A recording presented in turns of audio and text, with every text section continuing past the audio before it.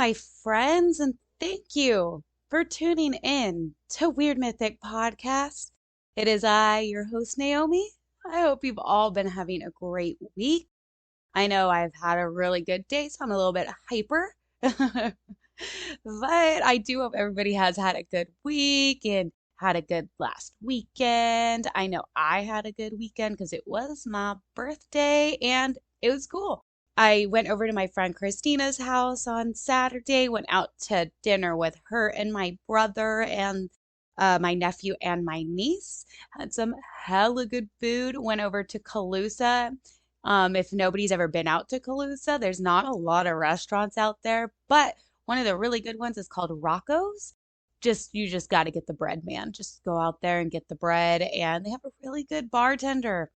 I don't know what type of ginger beer they were putting in those Jameson and gingers, but damn, was it good. We legit just ordered a whole bunch of appetizers and really just went for the bread. It was so bomb. And my brother was able to get a turkey. It was opening season for turkey, for spring turkey. So we were able to have turkey the next day for barbecue. Just so good. I am actually trying to get out 2 episodes this week. So I'll let you know if that actually happens, or you might just notice yourself. Well, I did want to kind of give a few updates. I was keeping track of what was going on with the David Miscavige trial since he was served paperwork for the human trafficking lawsuit. And as of, you know, February 28th, apparently Mr. Miscavige did say he was legally served. The Church of Scientology's attorney, however, William Schiffelnofield, objected earlier this month, claiming that his client does not do business in Florida, which does not make any fucking sense to me since they have locations all over. And please, someone tell me if I'm wrong, but I do believe that the Sea Org is based out of Florida. So, as I kept on reading, the attorney's argument was that Miscavige does not benefit from the Sea Org or Scientology organizations from Florida, which, like I said, doesn't make a lick of fucking sense to me. Whatever, man, they just need to arrest him and put him on trial or just put him in prison with the others in that cult who helped with human trafficking. So, no real update there since he's still like evading everything. But there's something going on. I don't know. They're just going to try to get him away, like get off with it. I don't know. Whatever. Fuck that dude. I'm fine with religion. It's just when there's more of a cult aspect to it and people aren't allowed to think for themselves or have their own, let their body be their own. There's an issue there. I've also been keeping track of what's been going on with the Lori Vallow case. And jury selection has already started, so that's awesome. Lori and Chad are still pleading not guilty to the murder of Lori's 7-year-old son and 16-year-old daughter. Not only are they being charged with the murder, but they're also being charged with conspiracy to commit murder. So it makes me a little worried because I don't want them to get away with murder. Whatever will put them away for the longest and it will be a for sure conviction is what I think the lawyers need to go for. But anyways, April 3rd is the set date for the trial to begin. It is believed that Lori also had part in the death of Chad Daybell's ex-wife, Tammy. And in my opinion, like I said, they need to focus on Lori and the murder of her children, not trying to bring too much in because as we've seen in other murder cases, people getting away with murder because they aren't pressing the correct charges. So, all right, we're still no real updates there, but man, I cannot wait for that trial. Man, it's so freaking crazy. Yeah. Also, Madeleine McCann, that Julia Wendell, her last name is also Faustina. Anyways, Julia still claims to be Madeleine McCann. She was on Dr. Phil, apparently. She hired a private investigator, or this private investigator found her to help her out. I'm not sure exactly who reached out to who, unfortunately. She also has help from a lawyer to obtain her own medical records. They're still waiting on DNA results. Julia's personal investigator claims to have gone to 3 different hospitals to get Julia's birth certificate and could not find one.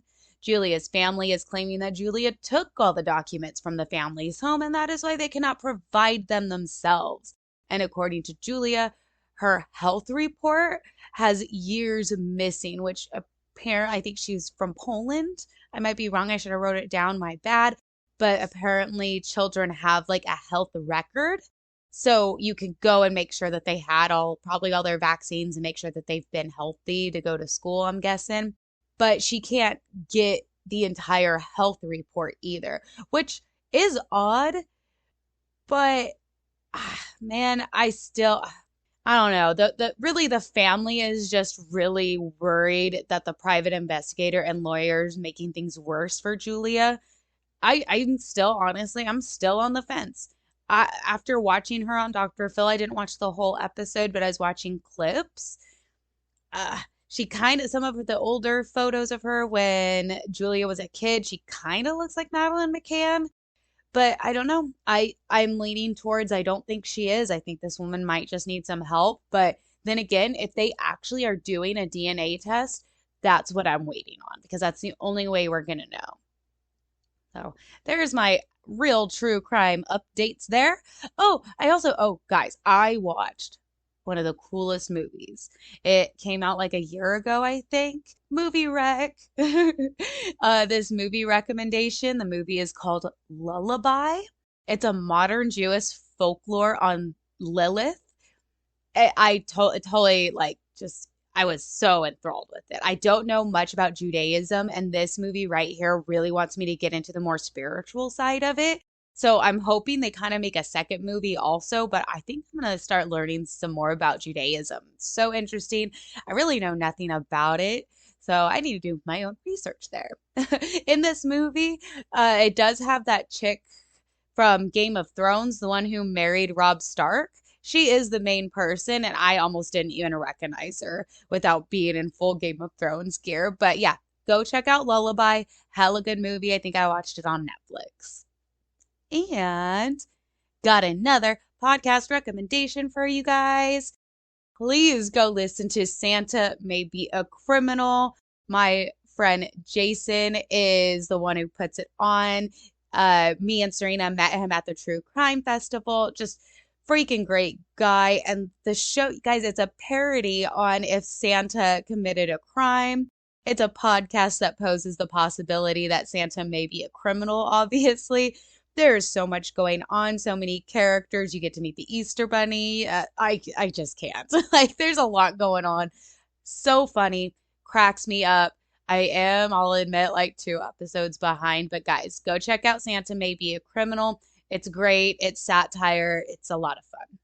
If you don't remember, Jason was on a couple of our episodes that he collaborated with us. We talked about lake monsters and about Krampus. So you guys already know his voice, so go check him out.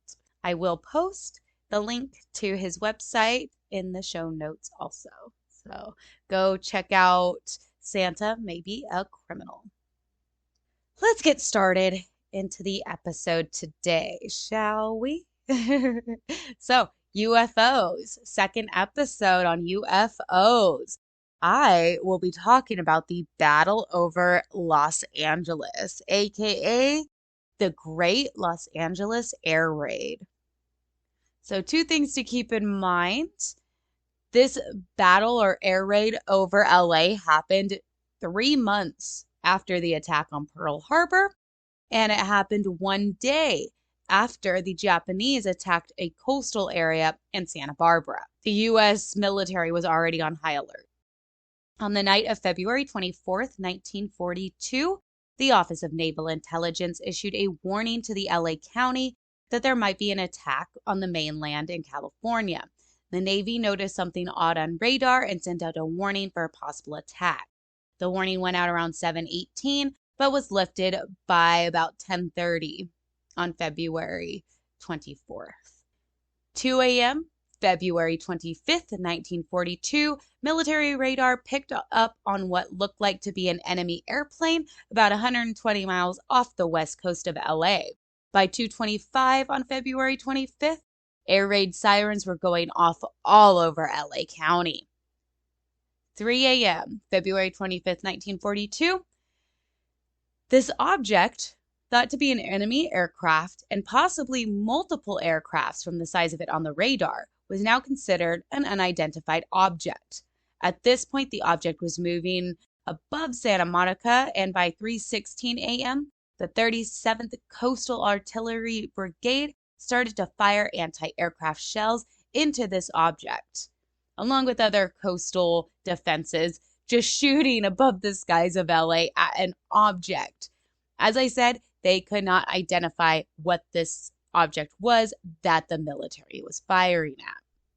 Firing continued through 4:14 a.m. Over an hour, they were firing at this object.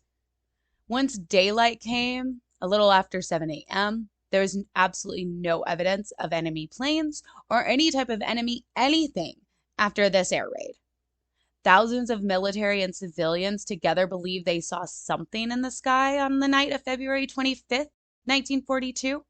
I mean, everyone woke up from the air raid sirens in LA and witnessed an anti-aircraft shells going towards this object, but not seeming to hit it.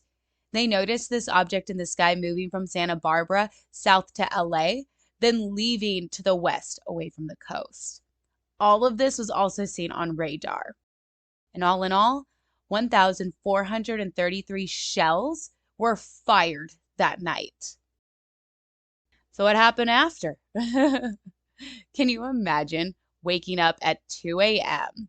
to the sound of air raid sirens going off?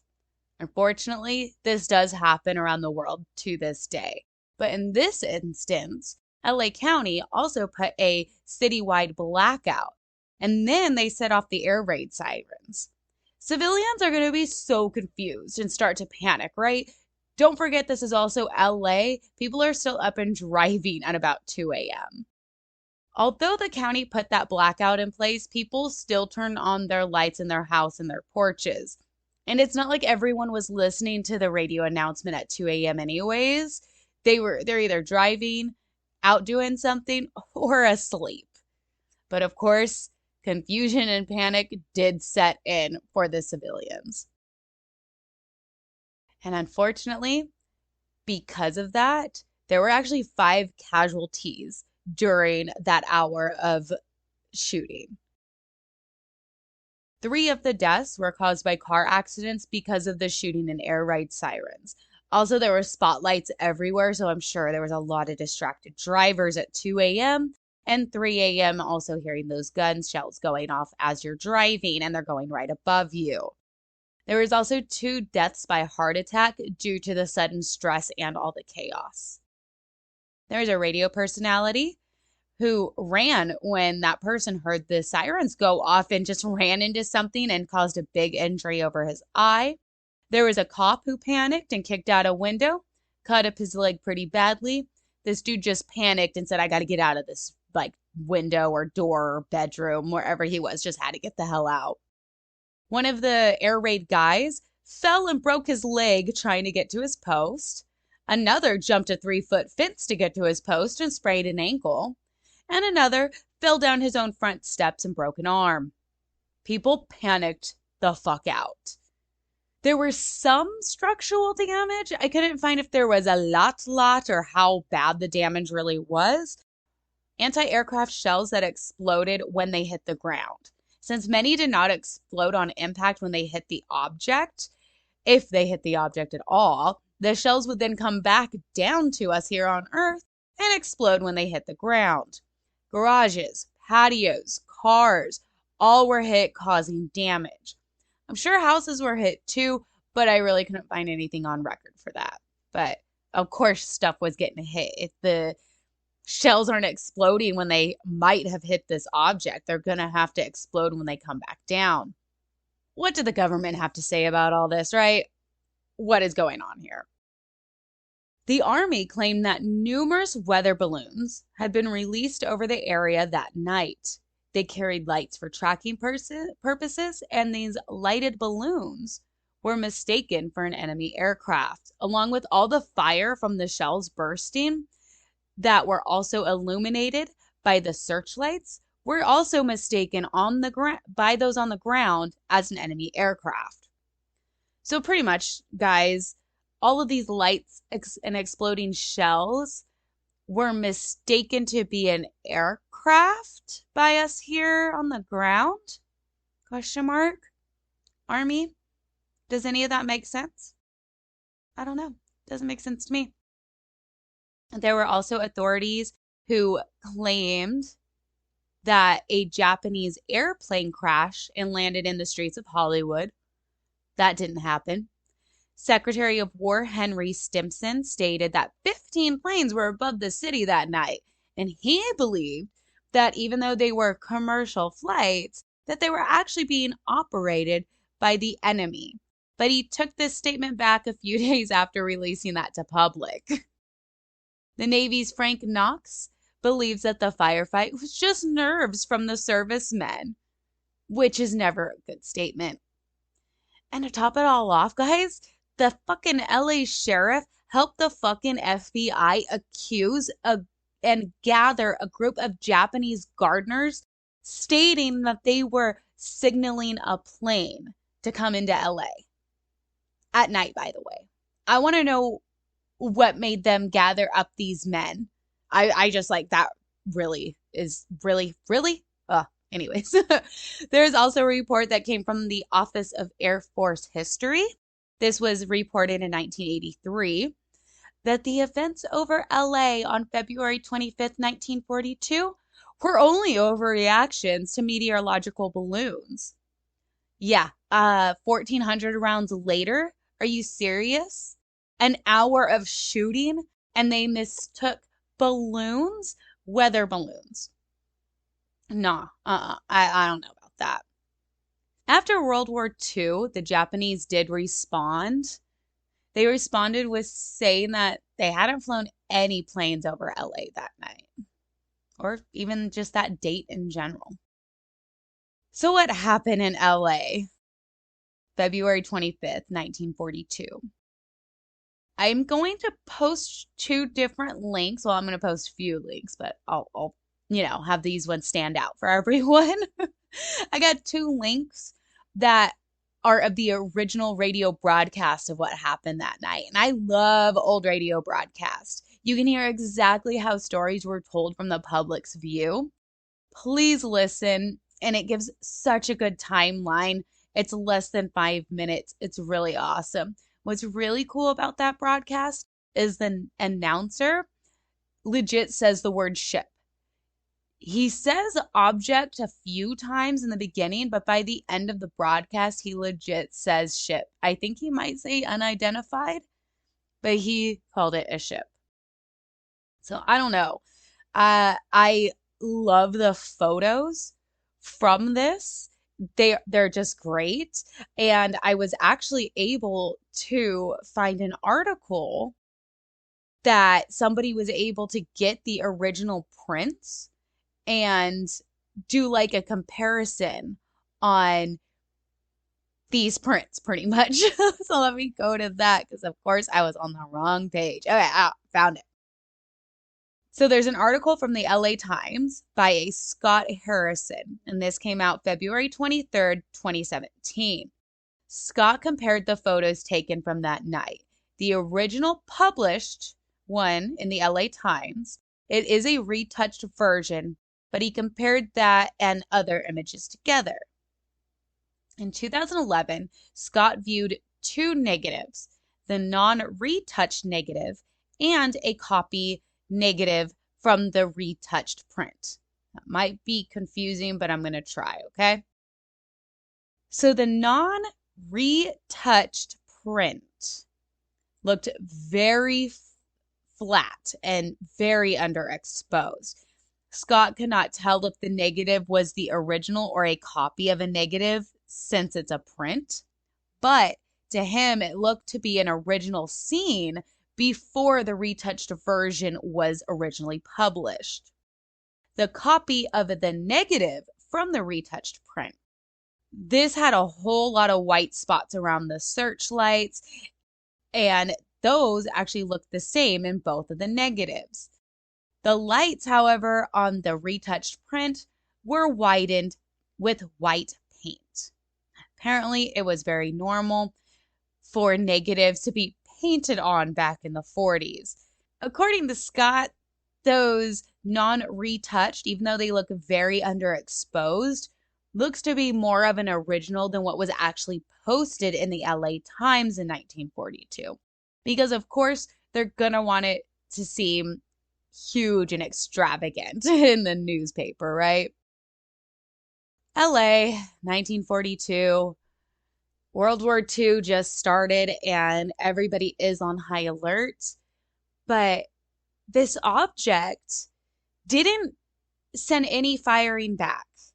They didn't start shooting back at us here in LA. But all of the military and everyone on the ground was shooting at it. And there was a lot of witnesses who were saying it looked like that shells hit around it, but didn't hit the object itself. And a lot of, like I said, a lot of the shells came back down to the ground and hit other things and exploded. They also saw this giant object move south through LA and then west off of the coast. It's on radar and people physically saw this giant object and still have no idea what it is.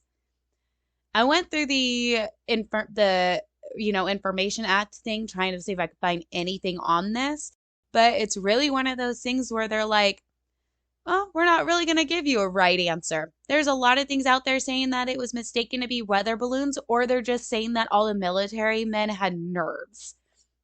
You don't shoot at something for over an hour over just nerves and balloons. Just don't believe it. I will be posting pictures of this. It is one of my all-time favorite stories on UFOs, especially when it comes to government and especially the U.S. government. Please check them out. Please let me know what you think of the battle over Los Angeles or the LA air raid, siren, whatever it was. Battle over LA, February 25th, 1942. Please let me know what you think. If you have any extra information, please send it my way. Send it over to weirdmythicpodcast@gmail.com.